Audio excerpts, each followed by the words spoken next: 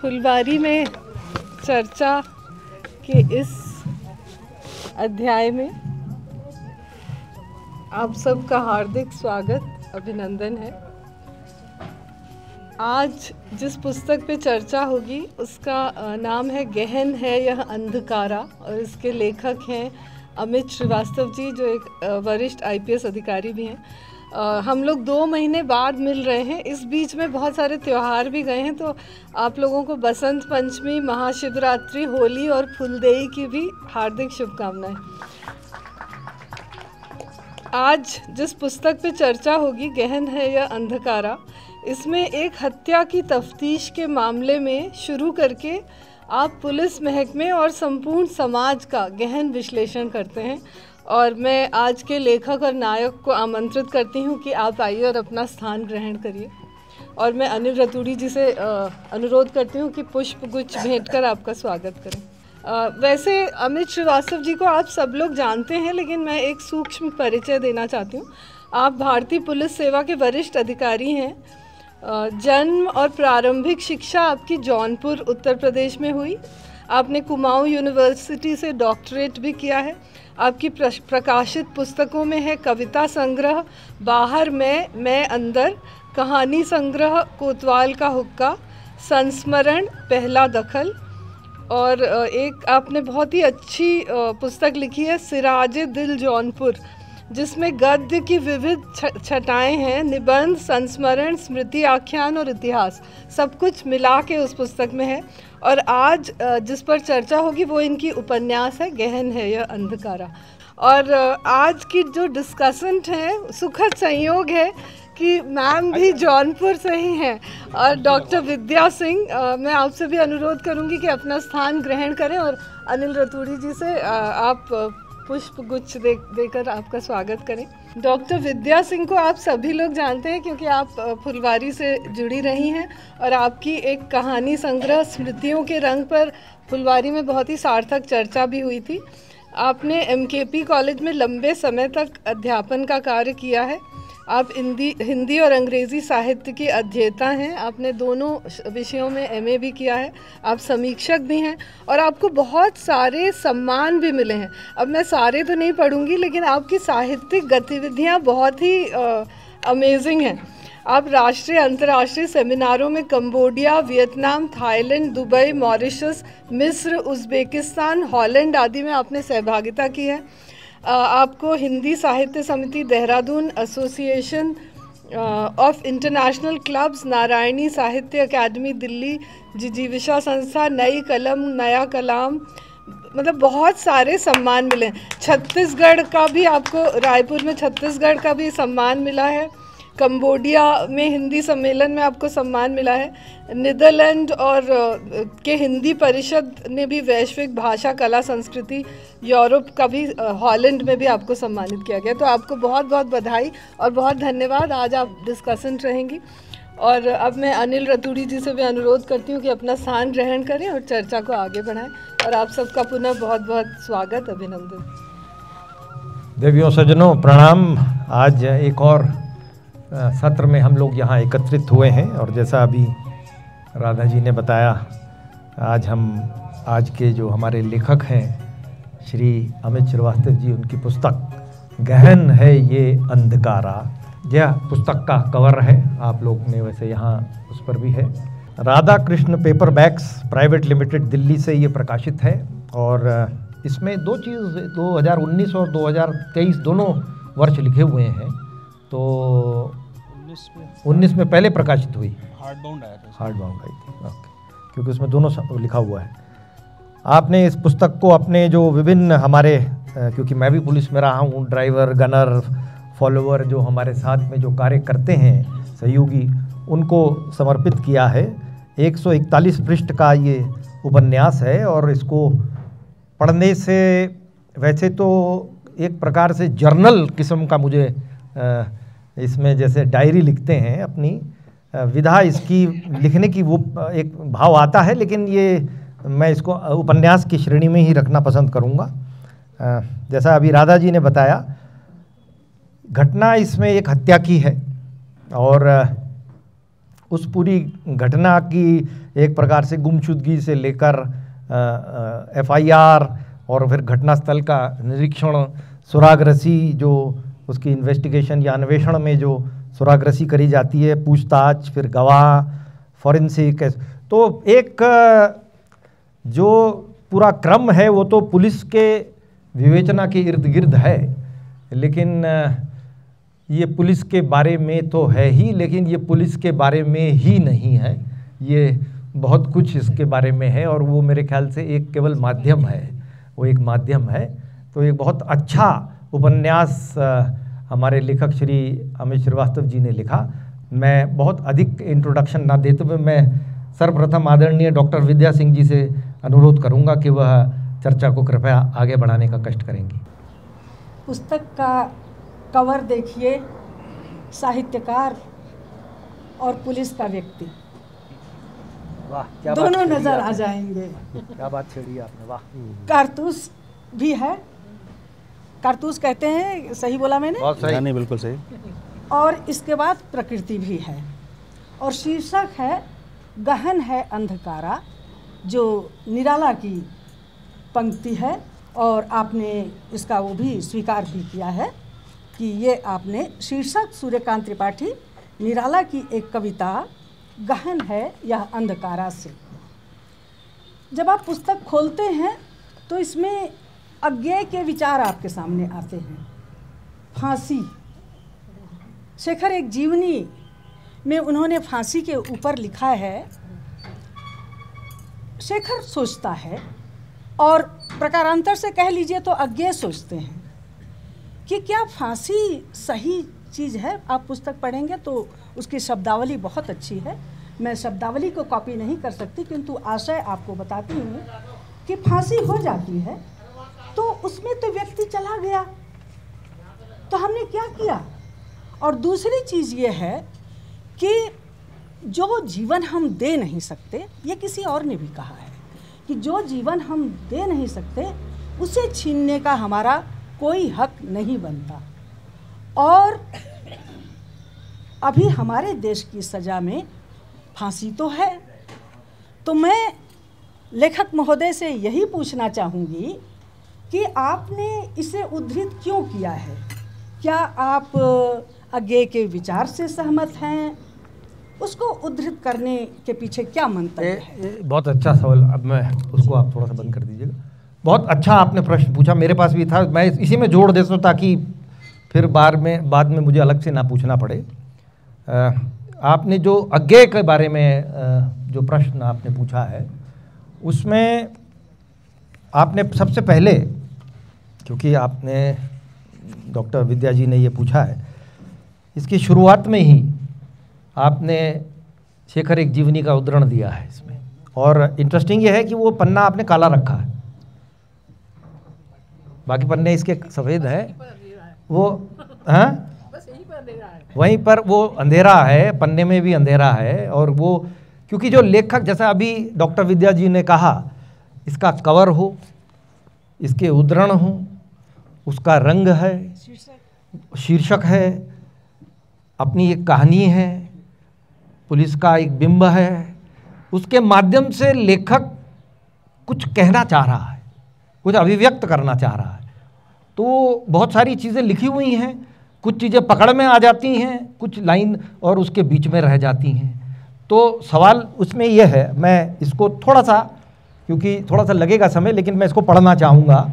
जो आपने वैसे शेखर एक जीवनी सब ने पढ़ी है, लेकिन ये लिरिकल लाइनें हैं बिल्कुल, जो अज्ञेय की है, मैं कहूँगा बिल्कुल ना कविता नुमा है। फांसी जिस जीवन को उत्पन्न करने में हमारे संसार की सारी शक्तियाँ, हमारे विकास, हमारे विज्ञान, हमारी सभ्यता द्वारा निर्मित सारी क्षमताएं या औजार असमर्थ हैं, उसी जीवन को छीन लेने में, उसी का विनाश करने में ऐसी भोली हृदयहीनता फांसी। फांसी क्यों? अपराधी को दंड देने के लिए। पर इससे क्या वो सुधर जाएगा? इससे क्या उसके अपराधों का मार्जन हो जाएगा? जो अमिट रेखा उसके हाथों लिखी है, खींची है, वह क्या उसके साथ मिट जाएंगी? फांसी दूसरों को शिक्षा देने के लिए, पर यह कैसी शिक्षा है कि जीवन के प्रति आदर भाव सिखाने के लिए उसी की घोर हृदयहीन उपेक्षा का प्रदर्शन किया जाए। और इससे भी कभी कोई सीखा है? मुझे तो फांसी की कल्पना सदा मुग्ध ही करती रही है। उसमें सांप की आंखों सा एक अत्यंत तुषारमय किंतु अमोघ सम्मोहन होता है, एक सम्मोहन, एक निमंत्रण जो प्रतिहिंसा के इस यंत्र का भी कवितामय बना देता है, जो कि उस बलिदान होते हुए भी अभागे या अतिशय भाग्यशाली, ये पैराडॉक्स उसमें है कि जीवन की एक सिद्धि दे देता है और उसके असमय अवसान को भी संपूर्ण कर देता है। फांसी यौवन के ज्वार में समुद्र शोषण, सूर्योदय पर रजनी की उलझे हुए और घनी छायाओं से भरे कुंतल, शारदीय नभ की छटा पर एक भीमकाय काला बरसाती बादल, इस विरोध में, इस अचानक खंड में निहित अपूर्व भैरव कविता ही में इसकी सिद्धि है। सिद्धि कैसी? काहे की? मेरी मृत्यु की क्या सिद्धि होगी? मेरे जीवन की क्या थी? तो अब इसमें प्रश्न ये है जो मैम ने पूछा है आपसे, इसको आपने उत्तीर्ण क्यों किया? क्योंकि एक अनुमान मैं ये लगा सकता हूँ कि इसमें एक न्याय प्रणाली, अपराध का प्रकरण इसमें है और इसमें एक अंत में जो कल्प्रिट बनती है वो सावित्री है, लेकिन इसमें आपने उस सावित्री के लिए फांसी का कहीं जिक्र नहीं है। तो इसका जो संदर्भ है वो क्या है? सबसे पहली बात तो ये कि ये प्रश्न मुझसे पूछा गया और मैं कई सालों से चाह रहा था कि ये प्रश्न मुझसे पूछा जाए, क्योंकि इससे पहले जहाँ भी हमारी चर्चा हुई है, रयाल साहब बैठे हुए, पहली चर्चा में भी रयाल साहब थे, इससे पहले जितनी भी चर्चा हुई है, कुछ चीज़ें ऐसी होती हैं जो राइटर जिसके सूत्र छोड़ता है अपने लेखन में, कुछ राइटर अपने सूत्र छोड़ता है, कुछ रेफरेंसेस डालता है जो, और ये चाहता है कि पाठक जब उसको पढ़े तो उस रेफरेंस को पकड़े और वहाँ तक पहुँचे। तो मुझे बहुत अच्छा लगा कि पहला ही प्रश्न जो पूछा गया वो ये कि ये उद्धरण क्यों यहाँ पे आया। तो सर ने उसका जवाब भी दे दिया कि जो इसमें मेन जो कल्प्रेट बनती है, तो उसमें जो मुख्य पात्र है वो चूँकि उसके ऊपर हत्या का आरोप है, आरोप साबित भी हो रहा है, साबित हुआ या नहीं हुआ ये तो न्यायालय डिसाइड करता है।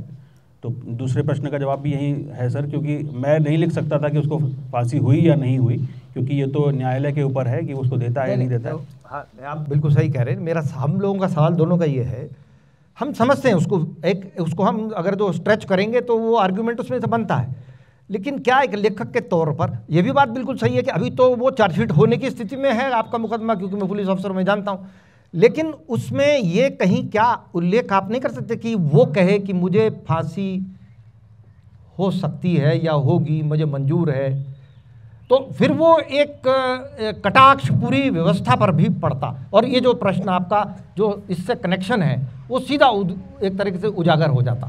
नहीं, मेरी लिखने के स्टाइल यही है सर, जो मैंने पहले कहा ना, मैं कुछ रेफरेंसेस डालता हूँ और ये पाठक के ऊपर छोड़ता हूँ कि वो उस रेफरेंस से कहाँ पहुँचता है। तो या तो वो इस रेफरेंस के बाद ये पहुँचे कि उसको फांसी की सज़ा हो गई, या फिर वो इस रेफरेंस को पूरा पढ़े और ये समझने की कोशिश करेगी क्या वो वाकई उसको फांसी होनी चाहिए या नहीं होनी चाहिए।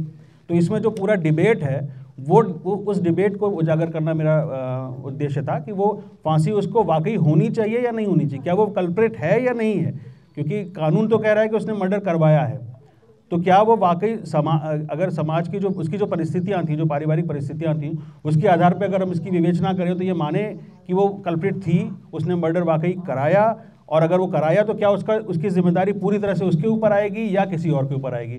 तो उस डिबेट को जनरेट करने के लिए ही इसको रखा गया, और इसमें डायरेक्ट लिंकेज कोई नहीं दिया गया कि पाठक ही इसको डिसाइड करे। ठीक है, बहुत अच्छे। आपका मतलब बेसिकली वो एक डिज़ाइन है, it is not an oversight, it is a design. बिल्कुल सर, बिल्कुल डिज़ाइन। बहुत अच्छी बात है। तो मैम आप अगला प्रश्न पूछिए। जी बहुत धन्यवाद, बहुत अच्छा। इसका मतलब ये हम मान के चलें कि शेखर का जो ऊहापोह है, लेखक का ऊहापोह वही है, लेखक का ही मन है वो आगे फांसी को लेकर कह सकते हैं। हाँ, मतलब एक प्रकार से वो पाठक से डिमांड कर रहे हैं, लेखक जो है इज अ डिमांडिंग, जो कोई साधारण वो नहीं चाह रहे हैं कि पाठक साधारण पढ़े उसको, वो स्पून फीड करें उसे। आप भी सोचिए, है ना, ये बात है। अच्छा, मैं अपने प्रश्नों के क्रम से चलूँगी। तो इसमें क्या है कि जो सीओ साहब हैं, जोश रंगीले जी, बहुत संवेदनशील इंसान हैं। उनकी जो दरोगाई, उसके सीओ हैं वो दरोगाई एक संज्ञा हो सकती है, एक टर्म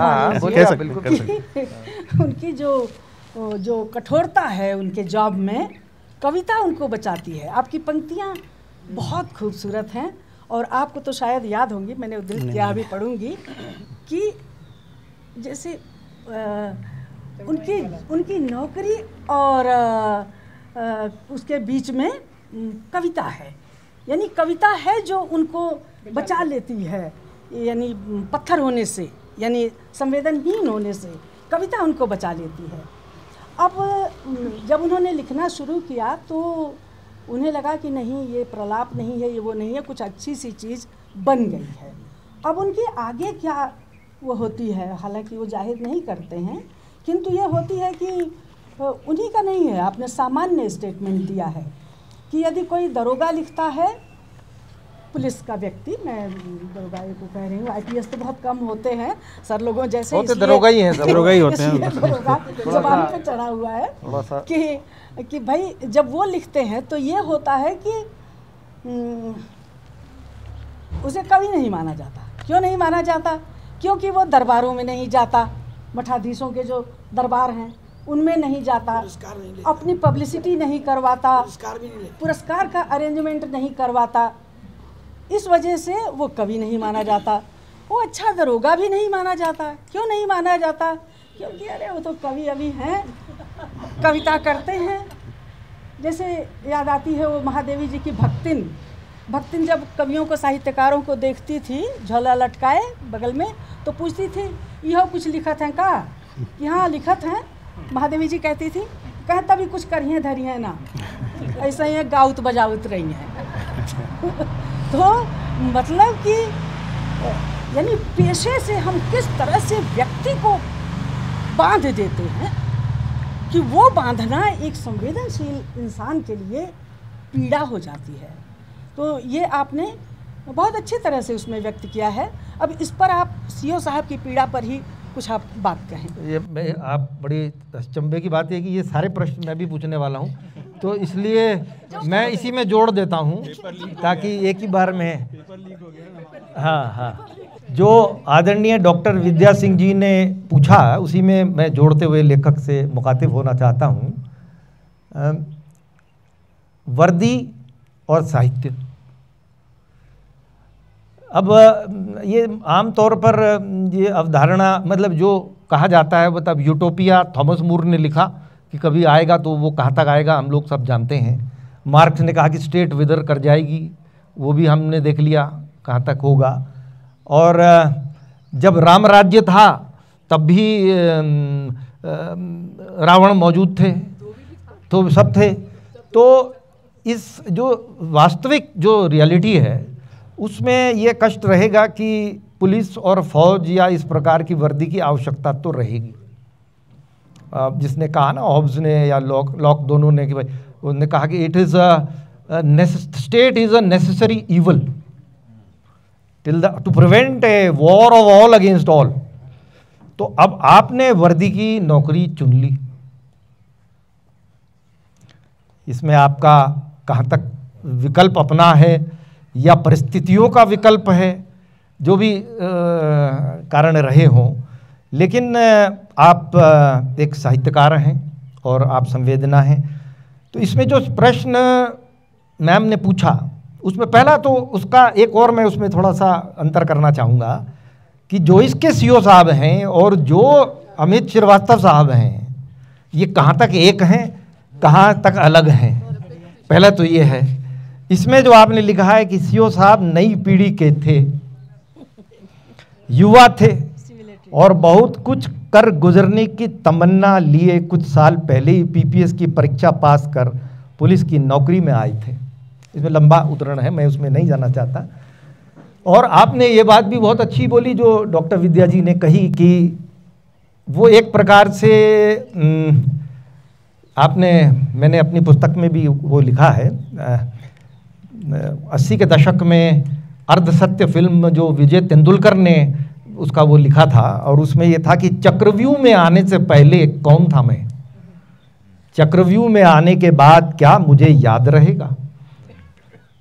मिडल मार्च जॉर्ज एलियट ने विक्टोरियन नॉवल लिखा, उसमें एक लाइन है जो कहती है subtle solicitation of circumstances changes you.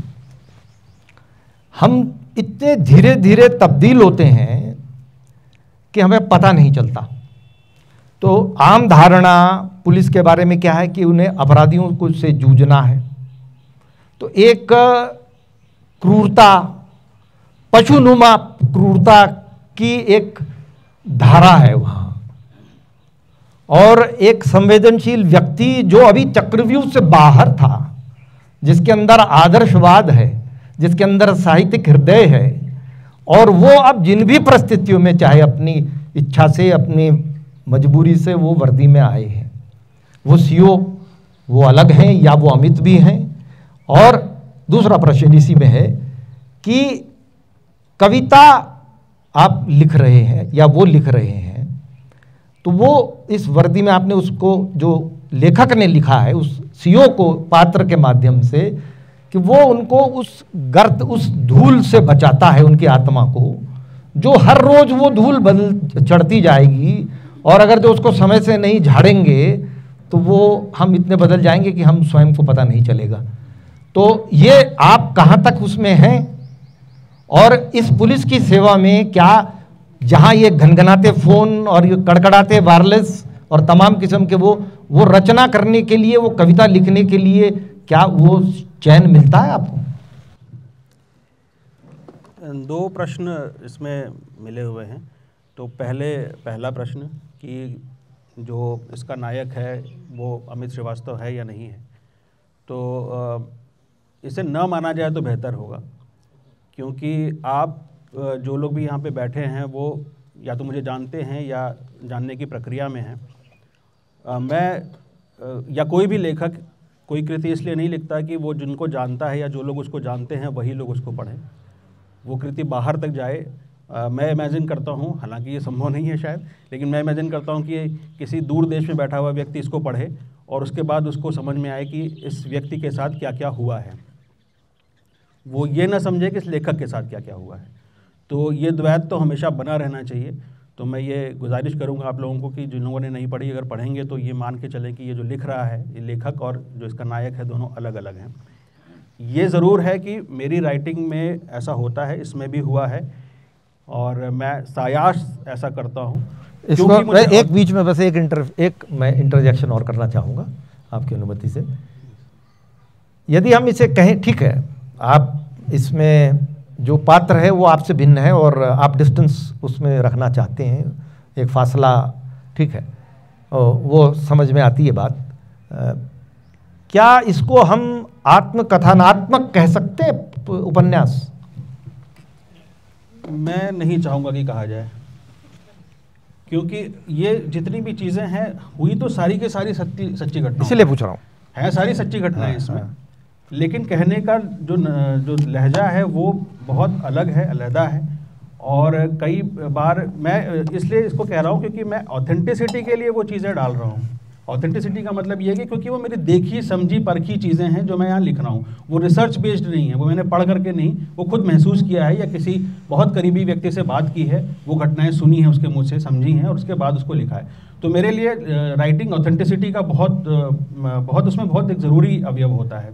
तो ऑथेंटिसिटी के लिए अगर ऐसा लग रहा है कि वो मैंने लिखा है या वो लेखक और जो पात्र हैं वो मिल रहे हैं, तो ऐसा संभव है, दिखाई दे सकता है। लेकिन मैं इमेजिन करता हूँ कि कोई दूर देश का बैठा हुआ व्यक्ति इसको पढ़े और इस द्वैत को समझे।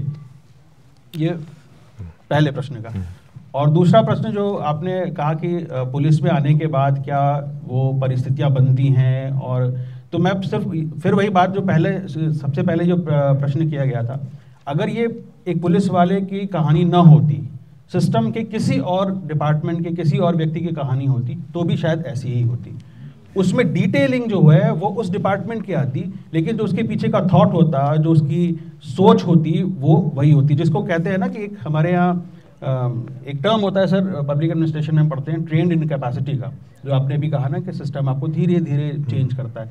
तो उसको पब्लिक एडमिनिस्ट्रेशन में उसको ट्रेंड इन कैपेसिटी बोलते हैं कि आपको धीरे-धीरे इनकैपेसिटेट करता है, you become part of the system. आप उस कॉग इन द मशीन हो जाते हैं। तो आपको इनकैपेसिटेट करता है सिस्टम में आने के बाद, आपको एम्पावर नहीं करता, बल्कि आपको आपकी जो क्षमताएं हैं उसको कम करता जाता है और आपको एक तरीके से डिफंक कर देता है, आपको सिस्टम का एक पुर्जा बना देता है और आप उस सिस्टम के अकॉर्डिंग काम करते हैं। आपकी अपनी जो सोच होती है, जो समझ होती है, जो भावनाएं होती हैं, वो कहीं पीछे चली जाती हैं।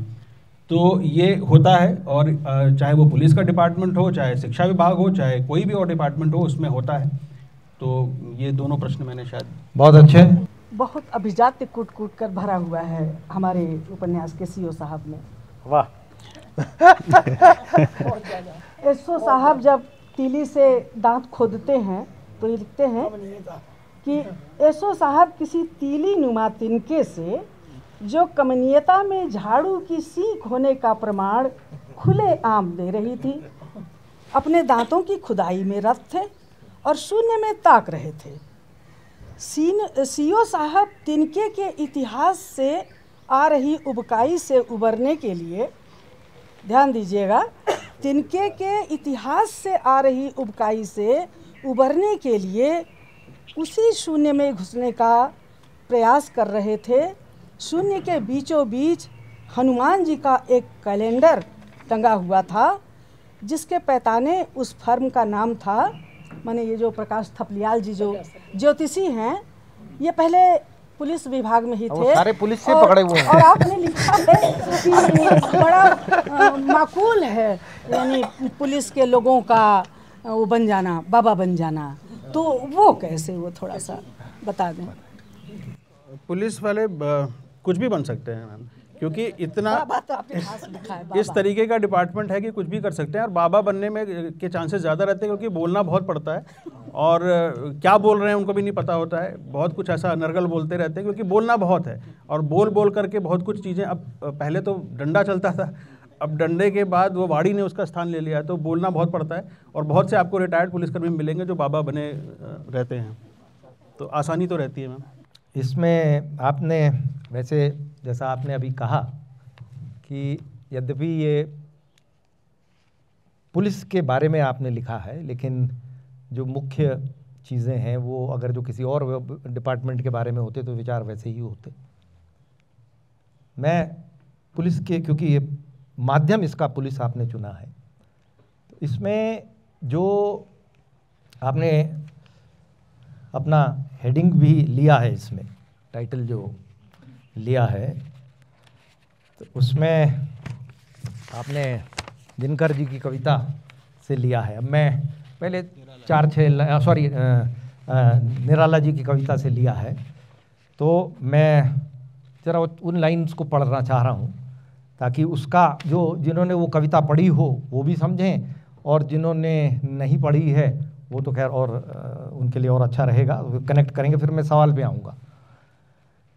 ये मतलब कविता जो निराला जी ने लिखी थी वो आज़ादी के टाइम में लिखी थी, और उस दौरान एक वो था कि जब उनको काफ़ी निराश थे वो इस बात से कि यहाँ हमारे जो अपने लोग हैं देश के, वो उस तरीके से उनके अंदर वो चेतन नहीं, वो जड़ की तरफ जा रहे थे।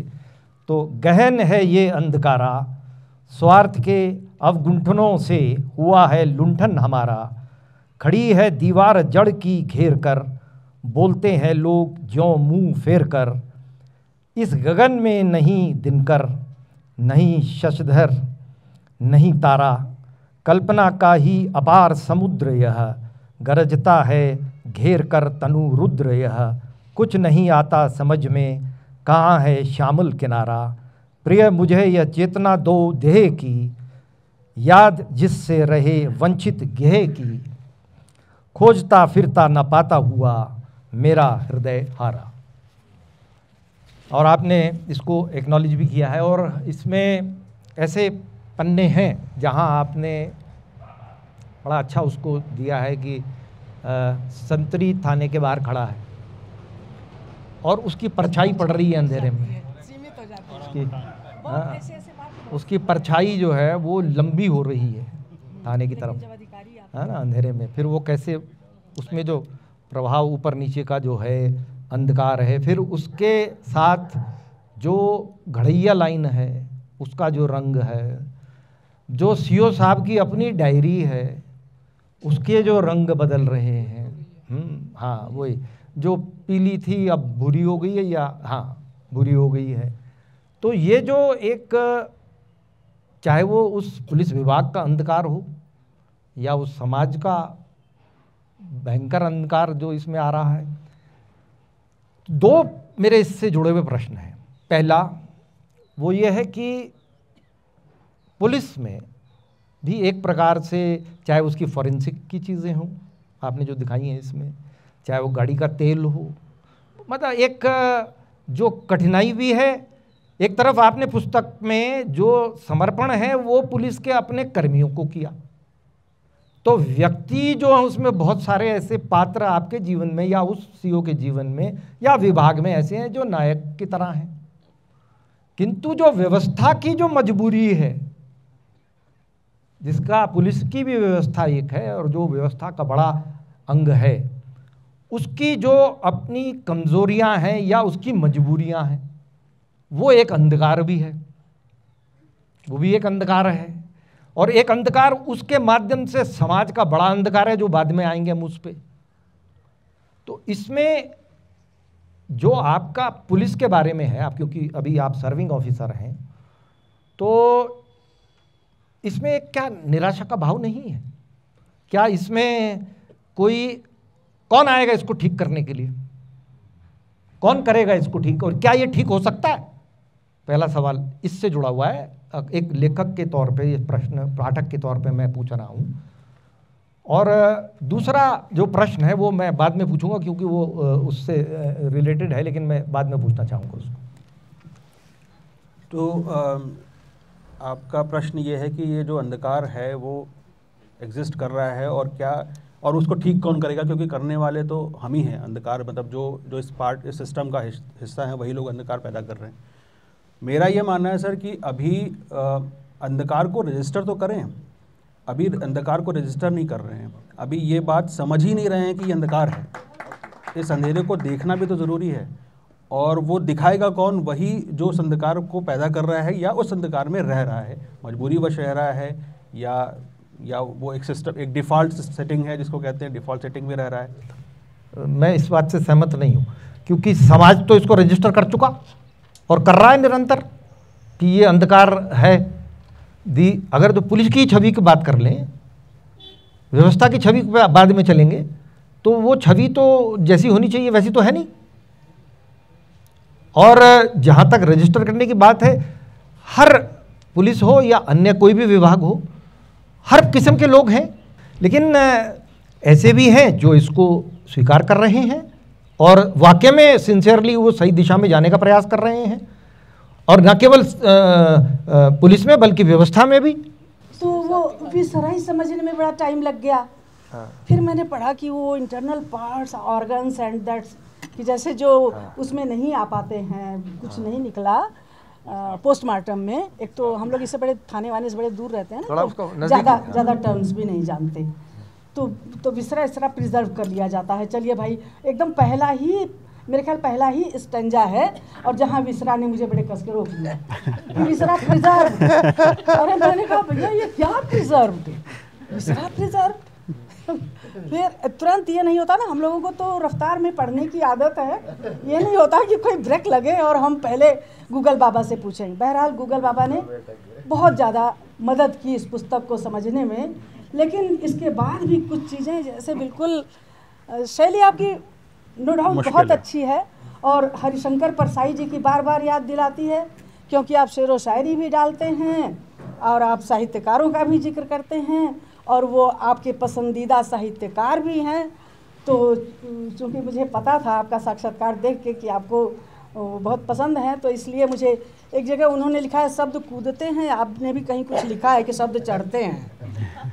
अब ये तो मैं एग्जैक्ट नहीं कोट कर सकी, किंतु एक जगह बहुत उम्दा लिखा है कि बस एक जगह में भ्रम वाला कहा नहीं नहीं बस एक ही जगह उतना लिखा है नहीं नहीं मैंने कहा कि बहुत उम्दा। अच्छा, अब क्या करेंगे, कैटेगरी बनाएंगे कि नहीं है? जहाँ आप विसरा दिखवा देंगे हमको तो हम क्या कहेंगे बहुत अच्छा लिखा है। तो वो बहुत अच्छा लिखा है। कैसे वो मैं आपके ही मुंह से सुनना चाहती हूँ कि जब भ्रम का वो पड़ जाता है और जब हम बॉडी देखते हैं, यानी ये एक संवेदनशील व्यक्ति का संवाद है, वो मैं आप ही के मुंह से सुनना चाहती हूँ। पहली चीज़ जो आपने जो बात कही थी कि थोड़ा सा क्लिष्ट, आप कहते कहते रुक गई, आपकी शैली थोड़ी सी, उसके बाद आपने गैप लिया, फिर कहा कि हाँ बुराई नहीं करनी है, तो आप कह सकती हैं। मुश्किल है, मैं मानता हूँ। और लाइन अलग है ना, तो वही तो मैंने कहा 123 लाइन तो आप नहीं, ये तो पुलिस की किताब पढ़ रही मैम, अगर दूसरी मेरी कोविड ब्लूज पढ़ेंगे तो उसमें भी आपको लगेगा। 3 बहुत अच्छा, 3 बहुत बढ़िया पुस्तक। अच्छा, आपने पढ़ ली मैम? हाँ। तो थोड़ा मुश्किल होता है क्योंकि मैं हूँ इस तरीके का, क्योंकि मैं पहले भी मैंने कहा ना कि मैं रेफरेंसेस डालता हूँ, मैं सूत्र छोड़ता हूँ पाठकों के लिए। मैं चाहता हूँ कि मेरा पाठक एक्टिव पाठक बने, वो पैसिव ना रहे, वो इन्वॉल्व हो उसमें। और कई बार ऐसा होता है कि एक सेंटेंस लिखने के बाद आपको वापस मैं बुलाता हूँ पिछले सेंटेंस के ऊपर कि अभी जो इसका पूर्वार्ध था वहाँ पे आप जाइए, तो ये सायास होता है। अब उसमें मैं जानता हूँ कि पाठक खोता हूँ मैं, ऐसे बहुत से पाठक छोड़ देते हैं, लेकिन जो लोग रहते हैं जिन्होंने पढ़ा है वो चर्चा में शामिल होते हैं, अच्छा लगता है। ये बॉडी के समय की बात है। अक्सर ऐसा होता है कि जब हमारा दिल किसी सच को सच नहीं मानना चाहता तो आंखें भी झूठ का एक पर्दा खींचकर दिल का भरम रख लेती हैं। लेकिन जब किसी कारण से यह पर्दा हिलता है तो उस पार का दृश्य और भयावहता के साथ डराने लगता है। इन लोगों को देखकर ऐसा ही लग रहा था। लाश देखकर इन्होंने अपने आप से ये कहा होगा कि किसी और की लाश है। आंखों ने भी कुछ आधार ढूंढ ही लिए होंगे इस बात को मनवाने के, लेकिन कपड़े के टुकड़े देखकर आंखों का पर्दा हिल गया होगा और अचानक अंदर एक विस्फोट के साथ ये सूचना दर्ज हुई होगी कि वो चला गया। वैसे तो थाने के अंदर इस तरह के विलाप होते रहते हैं, लेकिन बीच की युवती इस तरह से रो रही थी कि 30 साल तक पंचनामे में लाश को बिना किसी इमोशन के उलटने पलटने वाले दरोगा पूर्ण नाम के चेहरे का भाव भी बदलने लगा था। बहुत अच्छे। तो जो प्रश्न डॉक्टर विद्या जी ने पूछा, मैं उसी से आगे बढ़ाते हुए एक थोड़ा सा उदाहरण आपको देना चाहता हूँ। जैसे एक है इतिहास, एक है दर्शन, एक है साहित्य। तो अगर जो हम बहुत simple, it's a very reductive example जो मैं देना चाह रहा हूँ, लेकिन फिर भी जस्ट मेरी बात अपनी, इसमें फिर मैं प्रश्न पे आऊँगा। कोई ये कहे कि वो सीढ़ियों से नीचे दौड़ते हुए गिरा, तो ये इतिहास है। कोई ये कहे कि सीढ़ियों से नीचे दौड़ेंगे तो गिरेंगे, ये दर्शन है। और कोई ये दिखाए अपना पात्र बना के कि देखो ये सीढ़ी से अभी जा रहा है और अब ये गिरेगा, तो ये साहित्य हो गया। इसमें तीनों एक प्रकार से सच्चाई बता रही है, मनुष्य को अनुभव और उसको एक रास्ता बता रहे हैं, और साहित्य आपने लिखा है। तो आपने ये कहा, ये सयास आप ऐसे सूत्र छोड़ रहे हैं जिससे वो पकड़े। और ये बात सही है कि जो इनिशिएटेड पाठक होता है वो किसी ऐसे अच्छे साहित्य के कार्य में, जो कोई पुस्तक होगी या लेख होगा या जो भी ऐसा होगा, उसमें एक तो सतही तौर पर कहानी है, एक उसके पीछे उसमें तय में तय हैं, जो उसके बिंबों में है, उसके दर्शन में है, उसके साहित्यिक एल्यूजन्स में है, जहाँ आप पुराने उनको कोट कर रहे हैं, तो वो अलग अलग लेवल पर जाएगा। अब ये सारा जब एक तो जो इनिशिएटेड पाठक है वो सीधी कहानी को देख में संतुष्ट नहीं है, वो उसमें छुपे हुए जो डिज़ाइन है जो लेखक का, उसको पकड़ना चाहेगा। वहाँ मज़ा भी आता है, वो चैलेंज भी रहता है पाठक के लिए। तो ये बहुत अच्छी चीज़ है, और ये आपकी साहित्यिक, क्योंकि शायद आपकी ट्रेनिंग भी साहित्य में रही है, ये उसमें आपने उसको डालते हैं। लेकिन कुल मिला के जब आप साहित्य लिख रहे हैं तो उसमें दर्शन जो है वो उसका अंग हो सकता है, वो सीधा दर्शन में कन्वर्ट नहीं होनी चाहिए किताब। उसमें जो जो जो कहानी है वो मुख्य होनी चाहिए, और बाकी जो टेक्निक्स हैं, नैरेटिव टेक्निक है, जैसे जो कथानक का आपका तरीका है, वो उसको सपोर्ट करे। इसमें मेरे को ऐसा लगा कहीं कहीं, जैसा अभी अंग्रेजी में मैं शब्द यूज़ कर रहा हूँ, उसमें क्या है कि इतना डिमांड और चैलेंजिंग जो राइटर रीडर के लिए बना देगा उसको, तो वो बहुत सारी चीज़ें फिर नहीं समझेगा, तो उसकी जो रीच है वो कम हो जाएगी।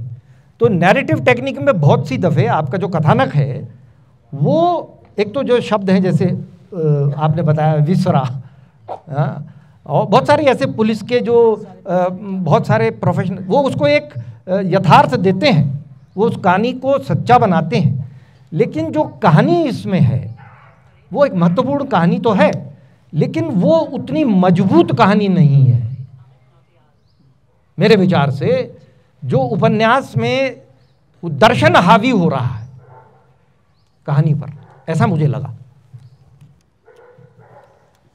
अगर ऐसा लग रहा है तो मैं उसको लेखक की कमी मानूंगा। नहीं, कमी नहीं है वो। कमी तो कुछ नहीं है, कमी कुछ नहीं। नहीं, मेरा कहना ये है कि मैंने तो पहले भी कहा नहीं है, उसका वर्ड मीनिंग कमी नहीं है। देखिए कमी तो है नहीं। नहीं, ये बिल्कुल कमी है सर, क्योंकि लेखक तो संपूर्ण कोई एक बहुत अच्छा राइटर भी होगा तो उसमें भी कमियां होंगी। तो कमियां मतलब मैं इसलिए नहीं कह रहा हूं कि मैं ये उसको पहले भी मैंने यही कहा ना सर कि मैं पाठक खो देता हूं, क्योंकि बहुत अच्छा उपन्यास है, उसमें हमें कोई शक नहीं है। मेरा कहना ये है कि मैं उसको लेखक की कमी मानूंगा, लेकिन उस कमी की वजह से अगर मुझे क्रिएटिव सेटिस्फेक्शन मिल रहा है तो मैं क्यों नहीं लिखूंगा। वाह वाह, ताली बजाइए साहब। नहीं, इसमें देखिए आप मेरे लेखक महोदय, मेरे प्रश्न को आप अन्यथा मत लीजिए। आपका जो साहित्य बड़ा उच्च कोटि का है, आपका लेखन बहुत उच्च कोटि का है, और आपका जो विचार और जो उसमें पात्र हैं वो बिल्कुल यथार्थ से निकले हुए हैं, इसमें कोई दो राय नहीं है। बहुत अच्छा उच्च कोटि का नॉवल है और बड़ा टर्स नॉवल है वो, उसमें मुझे कोई शक नहीं है। लेकिन अगर जो उस पर हमें प्रकाश डालना है तो उसकी गहनता में हमें भी जाना पड़ेगा, क्योंकि अंधकार अगर जो गहरा है तो उसको प्रकाश भी उसमें डालने के लिए ज़्यादा गहन करना पड़ेगा। मैम अगला प्रश्न आप पूछिए। ऐसा है कि वो जिनके रोने से एकदम हिल गया था वो थाना, इनफैक्ट मर्डरर वही थी।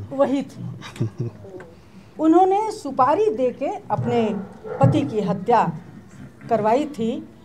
और मुझे यहाँ पर जैसे स्त्री विमर्श का थोड़ा एंगल लगा इसमें। बहुत अच्छा कि मैं ऐड करूँगा, आप पहले पूछ लीजिए फिर इसी में मैं भी ऐड करूँगा। हाँ, स्त्री विमर्श का एंगल लगा इसमें कि पूरी टाइम वो एकदम शांत रहती है, कुछ नहीं बोलती है, थाने भी जाती है तो बहुत बढ़िया एक्टिंग करती है। माने वो शब्दों पे यकीन नहीं करती, वो सीधे एक्शन पे यकीन करती है। पूरा पढ़ के यही लगा कि कहीं भी नहीं दिखता कि वो विरोध करती हो। चाहे इतना तो होता कि भाई सोते में मुंह नोचती उसका ना, वो भी नहीं करती है, खाना भी बना के देती होगी उसको। तो वो पार्ट आपने बहुत कम छुआ है। और एक चीज़ आपने जो उसके फूफा वाली घटना बताई है कि उसकी सहेली थी मुस्लिम, वहाँ धर्म वाला मामला भी आ गया थोड़ा सा कि विधर्मी के यहाँ जाके और वो इस तरह से, और जो हिंदू उसको सुधार दल को आप उसका दिखाते हैं कि वो आ गया है। बहुत विस्तृत फलक का उपन्यास है। और वो कठिन शब्द वाली बात पे कह दूं, कहीं मैं भूल जाऊंगी कि अगला जब वो संस्करण करवाएंगे तो बाद में ग्लॉसरी कहते हैं, क्या कहते हैं, वो डाल दीजिएगा। तो बस है ना कि ये शब्द इसका, ये शब्द इसका। मान लीजिए आपने लैटिन का वर्ड डाला है हमारे लिए, तो इस तरह से अगर एक पृष्ठ आप उसके लिए खर्च कर देंगे तो हाँ, तो बस और किसी से पूछने की जरूरत नहीं पड़ेगी, वो आपने खुद ही बता दिया। अब मैं इस पे आती हूँ, नायिका पर आती हूँ, जो इतनी अच्छी वह कलाकार है, उससे असहमत हुआ जा सकता है। वो लंगड़ा था उसका पति, पी के। और मेरा जो ध्यान गया कि उसका जो कत्ल हुआ वो संपत्ति के कारण हुआ। पति खाली बैठ के खाता था, पीता था, 3 दिन से लगातार पी रहा था, और जो कमाता था और मारता था ऊपर से। बहुत सही आपने कहा डॉक्टर जी, विद्या जी ने। जो मुख्य पात्र इसमें है, जो सावित्री है, उसके माध्यम से जो पितृसत्तात्मक व्यवस्था है और उसकी जकड़ में जो महिला है वो कहाँ जाए, मतलब एक प्रकार से जो आपने द्वंद्व इसमें दिखाया, बहुत अच्छा आपने उसको, वो बहुत अच्छा लास्ट का जो आपका है वो सही कह रही, वो एक प्रकार से विस्फोट है, वो बहुत अच्छा आप उसको लाए हैं कि उसने स्टाम्प पेपर पर लिखा है कि मतलब इसको मारने का एक प्रकार से एग्रीमेंट किया हुआ है। ये भी मेरे ख्याल से मैंने भी कहीं नहीं देखा, आज तक मैंने कहीं नहीं देखा ये, है ना। और उसने बाद में माना भी इस बात को। जो परिस्थिति है उसमें डिटेल हम नहीं जाना चाहते क्योंकि उसको डॉक्टर विद्या जी ने पहले ही बता दिया है, लेकिन उसकी परिस्थिति ऐसी थी कि वो या तो स्वयं मर जाए या वो उसको मार दे, उसके अलावा उसके पास कोई चारा नहीं था। एक प्रकार से पूरी व्यवस्था सामाजिक, पारिवारिक और उस एक हद तक कानूनी जो उसको संरक्षण, महिला को इस पितृसत्तात्मक व्यवस्था में जो संरक्षण मिलना चाहिए वो कलैप्स हो चुका है वहाँ पे। एक प्रकार से उसका फेलियर है वो, और ऐसी परिस्थिति में वो कहाँ जाए। तो इससे अच्छा कमेंट मेरे ख्याल से, इतना पावरफुल, इतना शक्तिशाली जो आपकी जो टिप्पणी है उस पर, वो मेरे ख्याल से और कहीं हो नहीं सकता। लेकिन इसमें दो चीज़ें हैं। एक तो जो मैडम ने कहा कि शायद उसको उपन्यास के रूप में उसके जो भावनात्मक पहलू हैं उसको और कहीं लाया जा सकता था। खैर वो तो आपकी पोएटिक लाइसेंस है, आप उसको कितना करना चाहें। लेकिन दूसरा जो सवाल अंधकार से है, वो जो अंधकार से है, तो ये पुलिस के थाने का ही अंधकार नहीं है। पुलिस के थाने या पुलिस की व्यवस्था में या उसके जो मजबूरी की परिस्थितियाँ या उसके अपने सयास जो कारण हैं उसके अंधकार के, उनके बियॉन्ड जाकर, उसके पार जाकर समाज का ये बहुत बड़ा एक अंधकार है।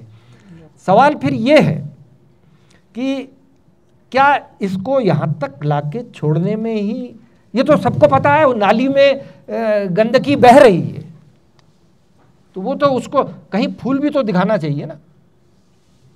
तो वो गंदगी जो दिख रही है सारी नाली में बह रही है कि समाज में ये खराबी है, उस खराबी को उजागर करने से ही तक क्या होगा, सवाल ये है।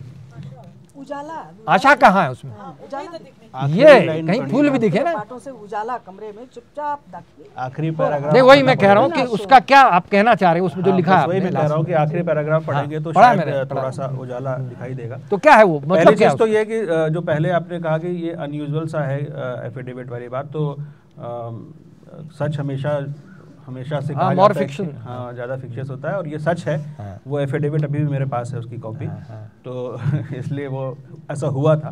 पहली चीज़ तो ये है। और दूसरी चीज़ ये है कि जो अंधेरा है वो वाकई, मैं तो अभी तक यही कहने में बार बार हूँ कि इस अंधेरे को रजिस्टर कीजिए।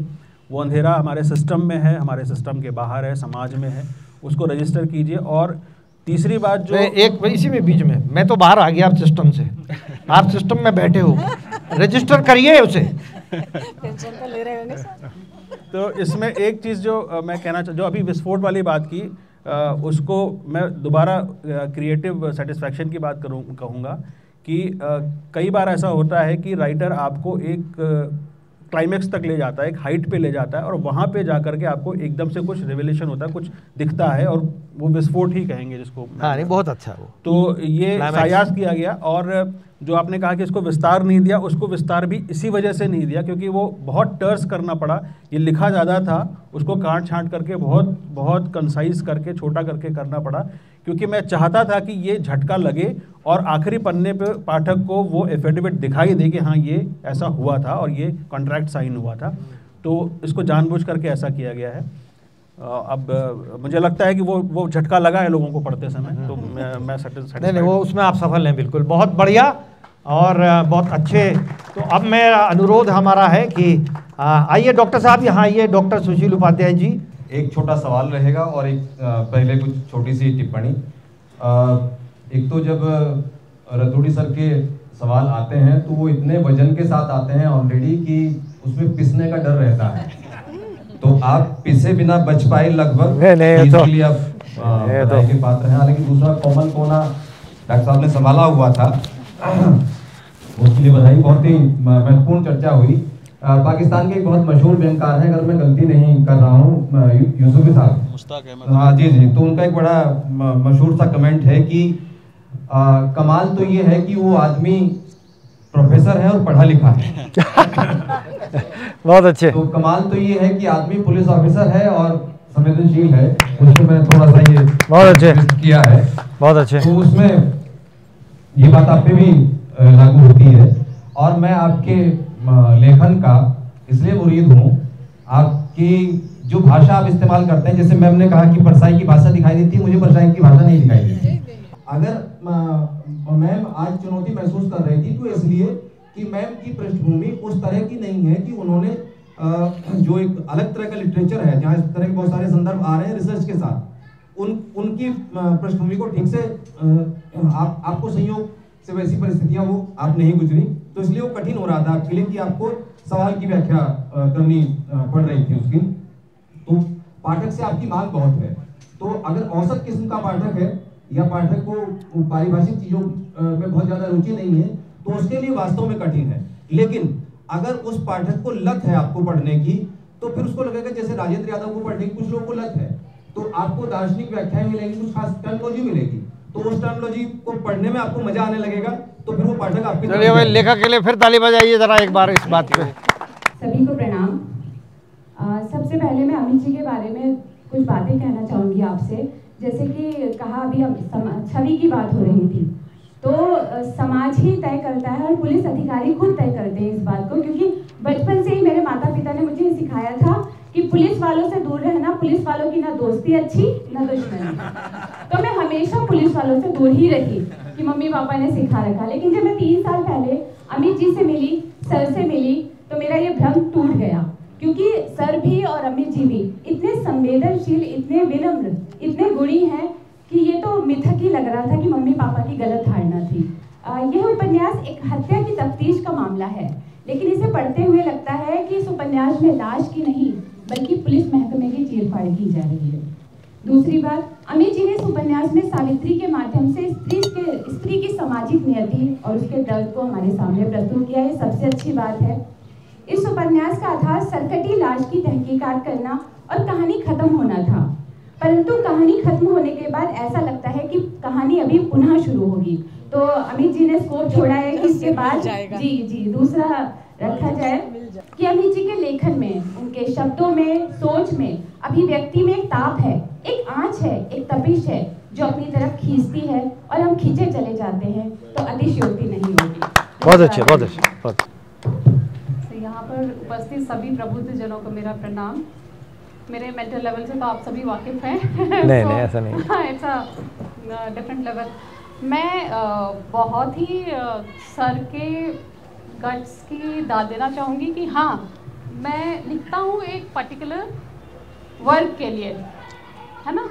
तो अगर कभी कभी कोई लेखक एक पर्टिकुलर वर्क के लिए लिखना चाह रहा है और उसको अननेसेसरी जस्टिफाई कर रहा है कि नहीं शायद पाठकों में कमी है, तो मैं सर को बहुत ही थैंक यू बोलना चाहूँगी इस बात को कि हाँ ठीक है, he is accepting the fact कि मैं, और जब मेरे समझ में आ सकता है, क्योंकि मुझे ये लगा कि हाँ नो डाउट मैं रयाल सर की भी किताब पढ़ी हूँ और रयाल सर और आपकी जो लैंग्वेज की जो डेप्थ है उससे मैं बहुत प्रभावित हुई हूँ कि अगर वो स्ट्रीट की लैंग्वेज है, वो टिपिकल स्ट्रीट लैंग्वेज है, और अगर वो सोफिस्टिकेटेड लैंग्वेज है तो वो पूरी सोफिस्टिकेटेड लैंग्वेज है, अगर वो टेक्निकल लैंग्वेज है तो उसमें भी डेप्थ है, तो बहुत वैरायटी और बहुत लेयर है। तो वो एक लेखक के लिए बहुत ही मेरे ख्याल से बहुत अच्छी बात है, और मुझे भी बहुत सीखने को मिला। सीखने को, आप उसको सिर्फ अपने टाइप से नहीं लिख रहे हैं, आप चाहते हैं कि आपका जो पाठक है वो भी इवॉल्व हो। सो रयाल सर की किताब भी पढ़ते वक्त और आपकी किताब पढ़ते वक्त हाँ काफ़ी बार सोचना पड़ता है कि ये शब्द का क्या मतलब होगा, पर फिर वो थैंक यू कि आप हमारी भी नॉलेज बढ़ा रहे हैं। अच्छा, दो तीन बिंदु हैं, जैसे कि स्त्री विमर्श की बात आई। कभी कभी मेरी मदर इन लॉ जब सुबह पेपर पढ़ती हैं और बताती हैं कि बताइए कितने डिवोर्स केसेस हो रहे हैं, इतनी छोटी सी बात पे डिवोर्स हो गया, इतनी छोटी सी बात पे बच्चे ने सुसाइड कर लिया, इतना छोटी सी बात पे मर्डर हो गया। पर मैं उनको यही समझाती हूँ कि वो एक दिन की बात नहीं होती है, इट्स अ साइकोलॉजी। आप एक दिन, मर्डर तो एक ही दिन होगा, सुसाइड भी एक ही दिन होगा, एक ही पल में होगा इनफैक्ट, लेकिन उसके पीछे का जो इतिहास है उसको कोई नहीं समझ पाता और वी बिकम वेरी जजमेंटल। हम तो सिर्फ न्यूज़ की तरफ से पढ़ते हैं कि बच्चे ने 2 रुपए के लिए कत्ल कर दिया किसी का। आप नहीं जानते कि उसके पीछे की क्या हिस्ट्री है, कितना एडजस्टमेंट है। आपको नज़र आता है कि हस्बैंड वाइफ में डिवोर्स हो गया, बट वी नेवर नो कि वो किस लेवल पे एडजस्टमेंट करके थक चुके हैं, है ना। तो ये भी जैसे कि मैम ने बोला कि इसको थोड़ा सा और स्त्री का जो यहाँ पर जो शोषण है वो और दिखाई देना चाहिए था, पर वो ज़रूरी नहीं है। इट्स एनफ, समझ में आ जाता है। अगर कोई रिलेट करना चाहिए उस चीज़ को तो बहुत आसानी से रिलेट हो जाती है, क्योंकि स्त्रियां भी इतनी जल्दी आई थिंक वो she was not a murderer, she was not a criminal, not at all, है ना। तो वो किस तरह से, और फिर वो चालाकी भी आदमी वहीं से सीखता है जहाँ से उसके साथ चालाकियाँ होती हैं। So she has learned it कि उसने एक तरीका, अपना तरीका निकाला उसने अपने। हाँ, ये ज़रूर, ये जस्ट मैं आपको यहीं पे सॉरी, हाँ, that give me a thought. जो आपने बोला कि वो मर्डरर नहीं है, जो आपका शुरू में अज्ञे का आपने जो कोट किया है ना, जहाँ वो कह रहा है कि मतलब मेरे लिए फांसी भी एक प्रकार से एक उसमें सम्मोहन है, एक उसमें भी एक प्रतिहिंसा की वो एक ग्लैमर है, उसमें एक उसमें वैभव दिख रहा है उसको, क्योंकि उसकी अपनी गलती नहीं, उसकी आत्मा साफ है।